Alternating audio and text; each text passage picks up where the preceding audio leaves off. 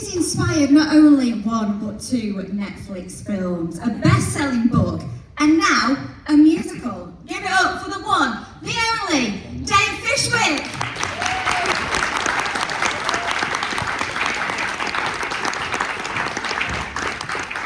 Take a seat, Dave. What was that like, seeing that song, and it's sung all about you, Dave?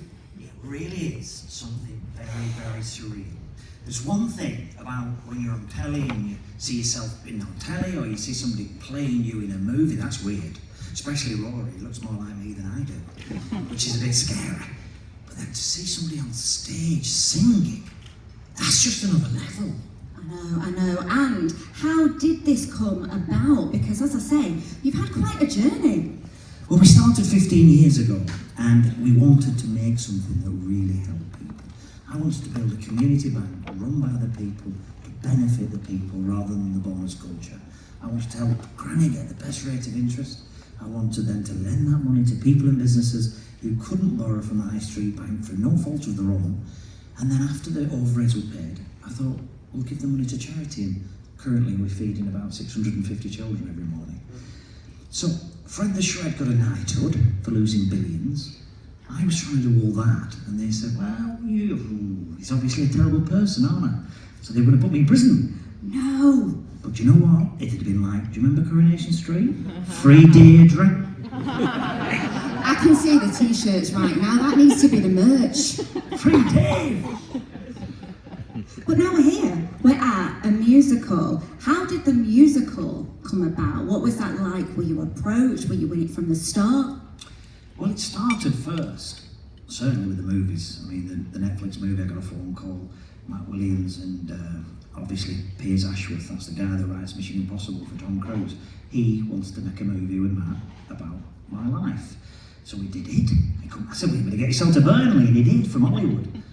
And they turned up and they said, Dave, I want to make a movie, and that ended up number one, and then the second one ended up being the most successful sequel.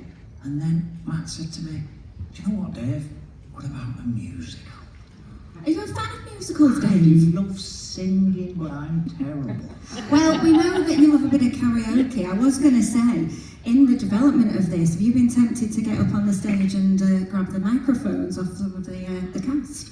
I've tried so hard. I play 5 parts in the movies. I'm very heavily disguised. They will not let me sing. I'm hoping, opening night, they're going to let me have a little go. We get you up on that stage, we'll never get you off.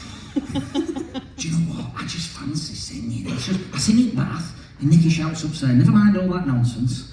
You know, and I'll be telling her I've met so and so and so. She never mind all that. Do you want corned beef hash or cottage pie for your tea? All that celebrity stuff. Nikki has no. This is Mrs. F. Been with 30 years, and absolutely not interested. And the way I met Nikki really quickly was, I was working in a nightclub. I had 3 jobs. I was on the markets in the morning, selling the cars through the day, and then at night I worked in a nightclub. And I was just showing you getting you what came along Friday through the Saturday morning, get ready for the big one. And I was playing records, and Nikki come along and said, excuse me, you're playing rubbish records? And I said, what do you mean? Put some charts on. And chart records back then were about £3 a piece. 30 odd years ago, they're expensive. I used to go down to a flea market, 10 pence a piece, pound, got you 10 records from the 70s and 80s. Put them on. So I did a bit of partying. Hey, those were the days, weren't they? And I said to Nikki, come and have a look inside me box. And I don't let all the girls look inside my box. And I said, just pop your telephone number on top of there. And 30 years later, there she is. Oh, bless her. And it must be great for the both of you to be able to see this, because we are developing. I've heard the character of Nikki in this musical. We're going to see some great songs and some lovely power ballads. Have you been involved in the creative process yourself a lot, Dave? They've asked me so many questions. They've been so lovely. It feels like it's just a big family. I mean, there's been 57 people working on this for over 2 years, spending £2 million to get to where we are now. But something really important was to have it here in the north first. You know, it'll go to the West End, but it had to be in the north first, because that's where it all started. if it wasn't for my team at Burnley Savings and Loans and David H and all the rest of them, it wouldn't have happened. I haven't done it by myself. Without my wife and without the team, it would never have happened. So it's important it starts here in the north, where the story started, and not everybody can afford to go down to London. Absolutely, and we are the best in the north, I'm not going to lie. Am I right, guys? Yeah.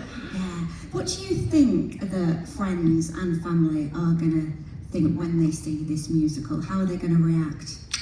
Well, I hope they feel a real warmth inside. The songs are lovely, the cast is amazing, and the people that have made it have got a real heart. I mean, you've got Nikolai there, and Pippa, and Rob, and all the team who've been involved in some of the biggest musicals in the world, here and in American Broadway, and they've come together to make something special. And I've said to them, you know, I really, really want people to walk away from it the following day and think, well, if I can do it, if Dave can do it, a lad who sells buses from Burnley, then they can too.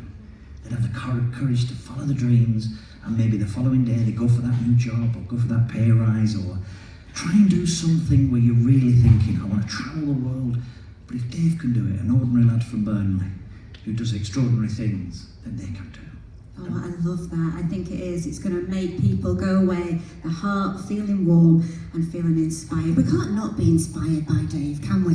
It's just, to be honest, it's just about people believing in themselves. Self-belief's everything. If you believe in yourself and you truly think that you can make it happen, I promise you can. And I started off at 16 years old, absolutely useless. I was a builder's labour. I used to be up and down ladders with a bucket of cement in each hand, pebble dashing the side of a big factory on £40 a week. And to go from builder's labourer to building a bank, and then Hollywood turned up, and then musical theatre came. If that can happen to me, it can happen to you too. But it has to be in the north. It has to start here. It's got to go to America, we know that. We've got to London. But it's here where lives matter, people matter, everyday lives, and to come and feel it. It's a little bit like the Full Monty. I've seen the full thing, and it feels very similar to the Full Monty, the Billy Elliot, the Dave Fishwick, and the story's true. It certainly is true, and I feel really blessed to be with the actual Dave. Dave, please do come and visit us here at Lowry. We are waiting for you on opening night. Please say that you're going to be there. Try not to jump on the stage, though, eh? I promise I won't jump on the stage. I promise Nikki and I will be here, and I would love all of you to join us, because we'll have a right laugh and a good knees up. Oh, we're so And a swift half. And we might have some karaoke afterwards. Please give it up one more time for Dave